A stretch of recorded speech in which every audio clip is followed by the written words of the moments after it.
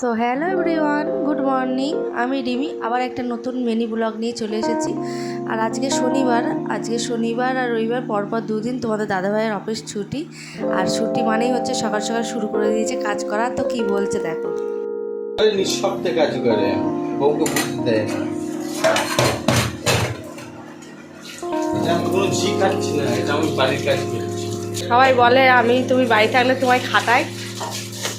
ওই যে বললাম আমি খাটি না, এটা আমি নিজের বাড়ির প্রতি কাজ করছি। তো আজকে সবার সব মানে কিছু প্রশ্নের উত্তর আমি দিতে পারলাম আমার কর্তার মুখ থেকেই। আমি নাকি আমার বরকে খাটাই বা আমার বর আমাকে কিছু করতে দেয় না, খাটে। এটা অনেকের ধারণার থেকে সবচেয়ে বড় ধারণা হচ্ছে আমার হাজব্যান্ডের আত্মীয় স্বজনের ধারণা। আমার নিজের আত্মীয় স্বজন না, আমার হাজব্যান্ডের আত্মীয় স্বজনের ধারণা। সবার সব প্রশ্নের উত্তর পেয়ে গেল, নিজের মুখেই বলল। তো তারপরে চলো, এক বালতি ছিল সেগুলোকে ভিজালাম, বরমশাই কাচবে। আর এখানে আমার বিছানা তোলা হয়ে গেছে, একটু চা নিয়েও বসেছিলাম, খেয়ে নিয়েছি।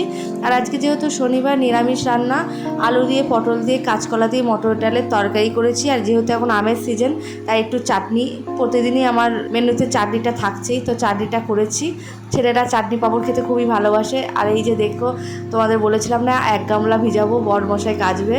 তো এই যে ও কাচতে বসে পড়েছে, কেচে টেচে উঠে স্নান টান করে আমরা দুজনাই আজকে বেরোবো একসঙ্গে একটু তাড়াতাড়ি। এই যে বেরিয়ে পড়েছি। আমার এমনই কপাল, যখনই বেরোবো এই রেলগেট পড়বেই, গরমে ভালো লাগে না।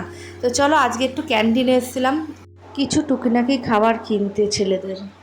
তো খাবারগুলো কিনছি। আর ধুবুলিয়ার বিএসএফ ক্যাম্পটা এতটাই ঝিকঝাক নয়, এতটা গরম করছিল, টিনের ছিল, প্রচণ্ড গরম লেগেছিলো। লাস্টে একটু লস্যি, একটা হচ্ছে গোলাপ জামুন আর দুটো পকোড়া নিয়ে বসেছিলাম খেতে।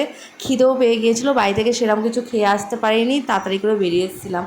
আর এই ডালের বড়াগুলো কিসের বলো তো, ওই যে কলাইয়ের ডালের বড়া, খেতে ভালোই লাগছিলো, প্রচণ্ড ঝাল ছিল, গরমও ছিল। তার জন্য আমি একটা লস্যি নিয়েছিলাম, লস্যি দিয়ে বড়া দিয়ে খেতে ভালোই লাগছিলো। আর আমি বাড়ি থেকে একটু ঠান্ডা জল নিয়ে এসেছিলাম, যেহেতু আমি থাকবো, কর্তামশাই আমাকে দিয়ে চলে যাবে। আমার ক্লাস টাইম আছে 11টা থেকে, প্রায় এখন 10:30 বেজেই গিয়েছে। খেয়ে দিয়ে নিয়ে তো লস্যি দিয়ে বড়াটা খেতে খুব ভালো লাগছিলো। তো চলো, আমি খেতে খেতে তোমাদের কিছু কমেন্ট আজকে পড়ে নিই, কারা কী কমেন্ট করেছিল আগের দিন। তো এখানে পূজা ভট্টাচার্য বলেছে লাভলি, থ্যাংক ইউ পূজা। তারপরে শ্রাবণী ভট্টাচার্য বলেছে, ও শোনা, তোমাকে আমার সব রূপে ভালো লাগে গো, লাভ ইউ, থ্যাংক ইউ। আর পুরবী বর্মন বলেছে, খুব ভালো লাগে রে বৌদি তোর ভিডিওগুলো, থ্যাংক ইউ। এমডি মল্লিক বলেছে, খুব ভালো লাগে, থ্যাংক ইউ পাশে থাকার জন্য।